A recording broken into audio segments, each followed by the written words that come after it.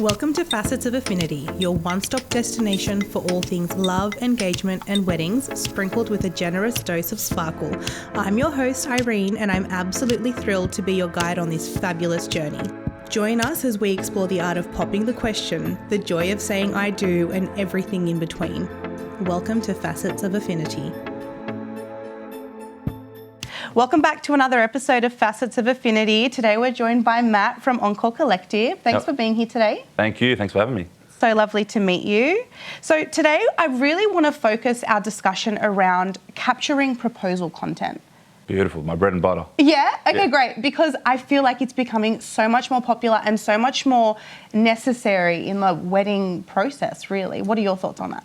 100%. Well, I mean, I've captured well over 250 proposals for probably the last 8 or so years. It's crazy because still when I explain to my parents where I'm going for work, I'm taking photos of a proposal.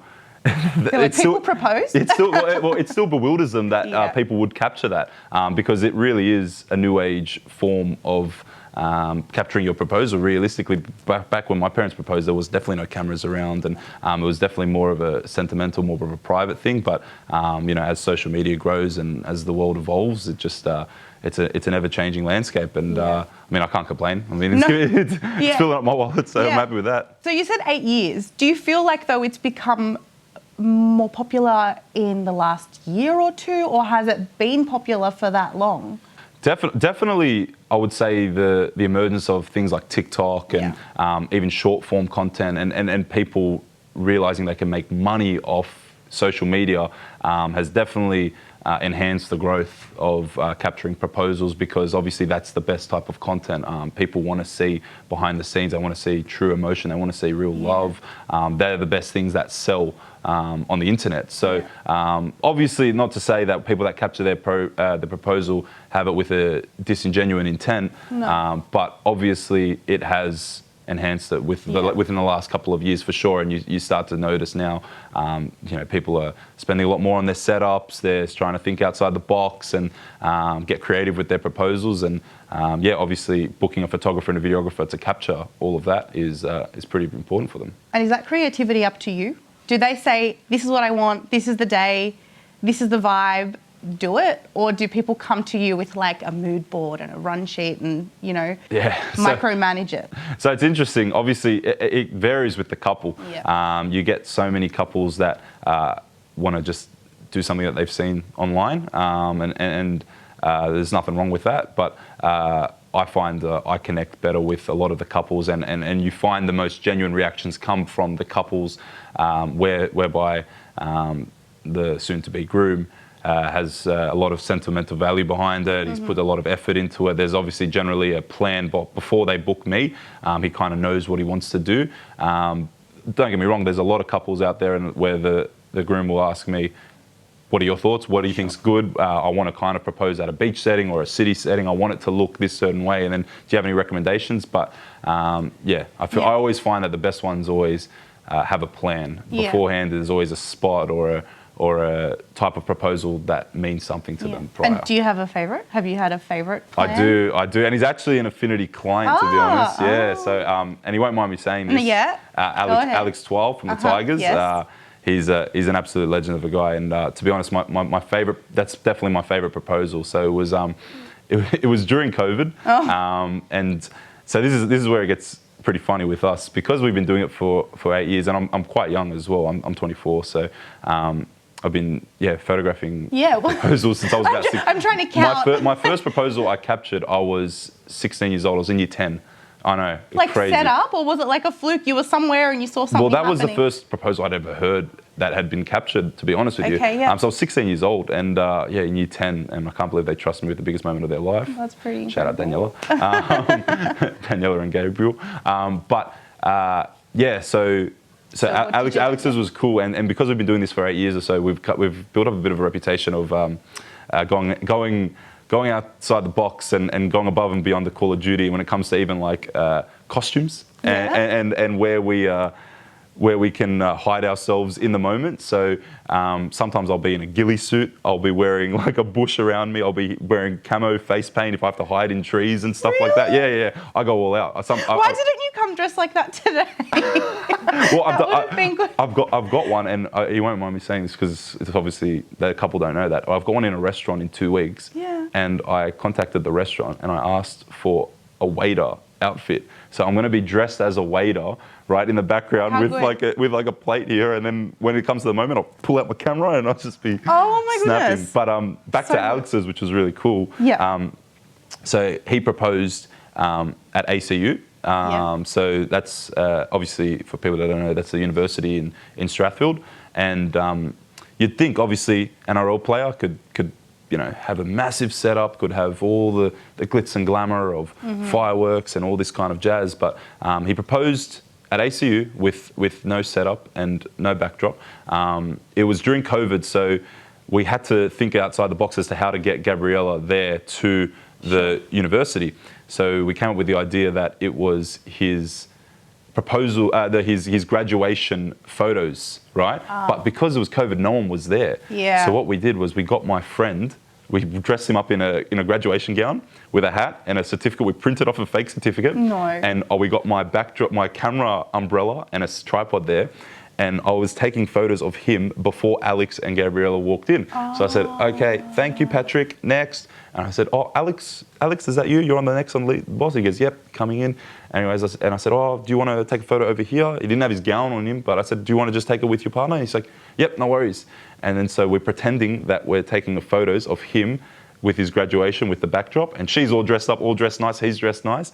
And then as they're about to take the photo, he gets on one knee. And the significance of ACU was, and that exact spot was the exact spot that he laid his eyes on her. And that's where he fell in love.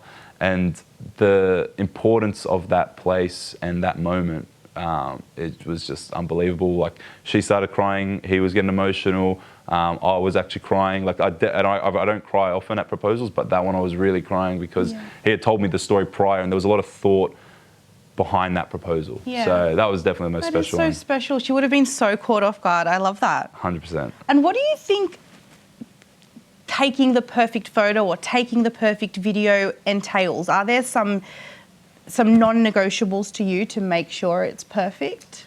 Yeah, definitely. The most important thing for me, and this is why we go a bit above and beyond the Call of Duty in the sense of making sure we're hidden, is getting the moment she realizes. So whether that be us standing at the setup, because the moment she sees the setup, the surprise is gone. So then we can capture that from there. But if we have to be hidden, Alex nailed that. Yeah, there was no setup. Exactly. So sometimes we have to, not a knock on any other photographers, but most photographers will just say, oh, we'll just be hidden somewhere. But somewhere at times you can just be hidden, but you're not going to get the exact angle you want. Yes. For us, we always say there's no excuse for us not to get the exact moment. So if that means, and in a good angle, so we don't have to hide to get that right angle. So if that means we have to have a costume on or have a little bit of a disguise, we'll do that just to ensure that we get that exact moment. Yeah. But definitely the non-negotiable is capturing the moment she realizes that it's her proposal.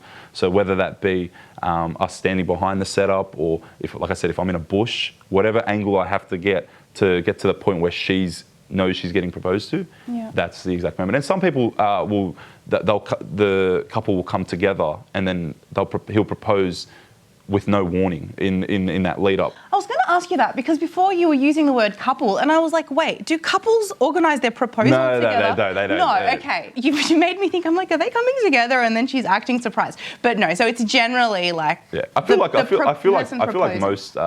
most couples know when they're getting the woman would generally know where. The girls kind of catch on to things. Yeah, no, I get it. And do you have a favourite location that you think ticks all the boxes? Is a beach proposal the way to go? Is it the harbour, backdrop, or like you said before, something sentimental?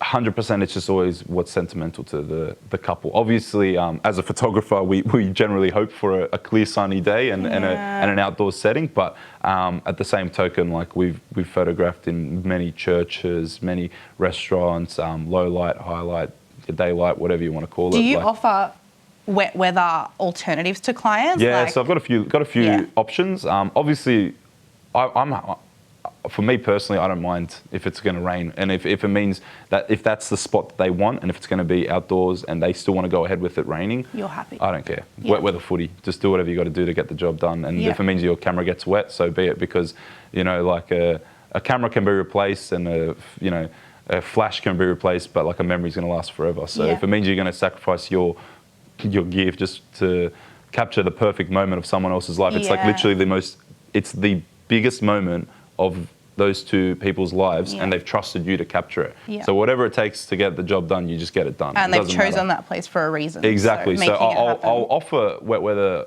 options if they need to, but at the same token, if that's the spot that they want to, choose to spend the rest of their lives together from, then you got to love and respect that, and you got to do whatever you got to do to make it happen. Yeah, so awesome. And do you find that a lot of couples who are using you for proposals are then asking if you're available for weddings? Are you doing wedding photography? Yeah. So it's funny you mentioned that. So obviously this is under Encore Collective, which is a company I started when I was 13 years old. 13? Yeah, 13. Wow.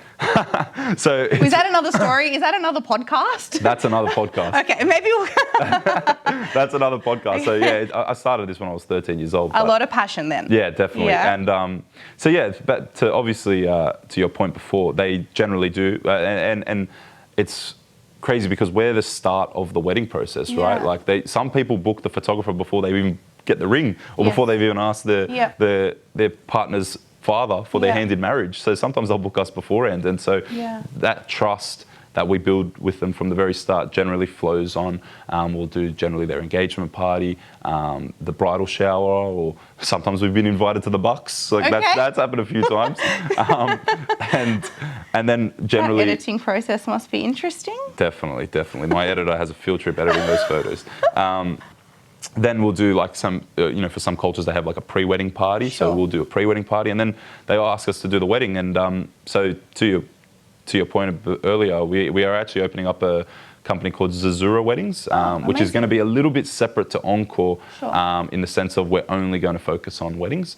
So far, we've done about 27 weddings under the Zazura brand, and we've got another 18 to go for the rest of this year, which has been really cool. Congratulations. Thank you very much. Yeah, so it's really cool. It's just honing in on weddings, and it's the same photographers from Encore, but obviously just adjusting the style to the more it's different. Wedding preferred style of photos. We're not offering videography, only photography. Okay. But the trust and the relationship that you build from the start of the proposal process all the way over to the wedding, it generally flows through. So it's been cool. Do you find that couples are maybe not wanting videography as much? Is there why did you not offer videography? To be completely honest with you, and this is this is not an unambitious thing to say. I just think there are just so many specialized videography companies out there. Enough. Shout out Animotion, they're the best, I think. Animotion, Soda Films, like these guys are so good. A to Z, like let them do what they're just those guys, and they're the best. And because we generally started with photography, that's our bread and butter. And again, it's not us being unambitious and not trying to explore other options and reach for the stars. It's just, I feel personally, when it comes to a wedding and a proposal, they are the biggest moments in those people's lives. And if I was to, it'd be remiss of me to offer a service which I'm not 100% specialised in the sense of weddings. Wedding videography is its own beast, and you just got to respect the game and understand that there are big dog players there, and they deserve to be there for a reason. And there's enough space for all of you, right? 100%. Like, it's finding your niche, and you sound like you've done a really good job of doing that. So 100%. Stick with that, I guess. I did want to ask about different clients and packages that you offer. Are you one of these vendors that's cut and dry with these are our packages, choose it, or do you tailor things to a client based on what they're asking for? How do you like to manage? Definitely. Well, obviously, we offer more than just photography. So we offer DJing, photography, videography, drumming, security. So we have a few different services which we can obviously bundle up into packages too. And like I said before, I'm 24 years old, so I'm quite flexible in the sense of being realistic with people's budgets too. I understand it. I'm a young guy, and I know what it's like with bills and whatnot and stuff like that. So we do obviously tailor packages, especially if they're going to book multiple events in the future, especially if they've said to us, like, we want to book the proposal the engagement party and the bridal shower all in one. We want to bundle it up. We want to have a multitude of services booked, your DJs at one, your videographers and your photographers at another. Then we come up with a tailored budget. We generally have a set price list, which we send, of course, if it's just one initial booking. But if they're going to book multiple, of course, we'll definitely tailor it and just be as realistic as we can. And even to the extent of some people want to pay a little bit later. You know what I mean? Like they're going to pay us in 2 months or a month after the event, especially with proposals. I always say let's just get the photos done. Let's just get the moment captured, and we can worry about that kind of stuff later. Well, that's very nice of you. Yeah. So what would be your biggest advice to someone who's planning a proposal?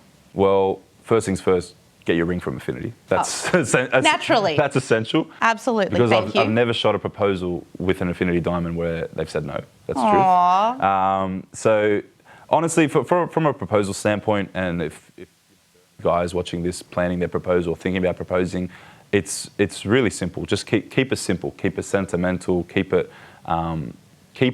homely. Keep it sentimental to you and your partner. That is the biggest moment of yourself and your partner's lives, right? And you don't want to remember that moment or it be in a place that has no meaning to your relationship. This is a place that you'll take your kids back to, that you'll take your grandkids back to, where you decided you want to spend the rest of your life with your partner.